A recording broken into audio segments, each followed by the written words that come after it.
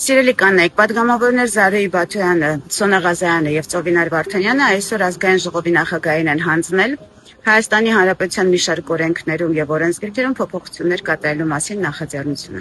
Թվով 5 իրավական ակտում լրացումներ եւ փոփոխություններ կկատարվեն, բացառելով որևէ իրավական սովանք, որի հիման վրա ընտանեկան բռնություն գործադրած անձին կհաջողվի խուսափել պատասխանատվությունից եւ պատժից։ Խոսքը ՀՀ քրեական եւ քրեական դատավարության օրենսգրքերի, վարչական իրավախախտումների վերաբերյալ օրենսգրքի, ոստիկանության մասին օրենքի, ընտանեկան եւ կենցաղային բռնության կանխարգելման եւ ընտանեկան եւ կենցաղային բռնության ենթարկված անձանց պաշտպանության մասին օրենքի մասին է։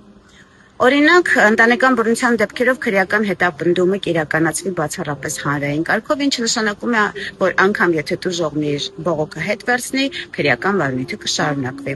Կխստացվեն ընտանեկան բռնության հատկանիշներով կատարված բոլոր հանցագործությունների պատիժները։ Օրինակ, առողջությանը ծանր վնաս պատճառելու համար սահմանվում է 6-ից 12 տարի ժամկետով ազատազրկում, իսկ ֆիզիկական ուժեղ ցավ կամ հոգեկան տառապանք պատճառելու համար 4-ից 8 տարի ժամկետով ազատազրկում։ Ոստիկանները ահազանգի դեպքում կունենան շարժական տեսաձայնագրող կամ լուսանկարահանող սարքեր, որպեսզի փաստն արձանագրվի օբյեկտիվ ապացույցով եւ տուժողը ստիպված չլինի մի քանի անգամ ցուցմունք տալ դեպքի մանրամասների մասին։ Բռնություն գործադրած անձը պարտադիր կանցնի ռեաբիլիտացիոն ծրագիր, ինչը հնարավորություն կտա մասնագետների օգնությամբ հաղթահարելու այն հոգեբանական խնդիրները, որոնք հանգեցնում են բռնության ակտի։ Սիրելի կանայք,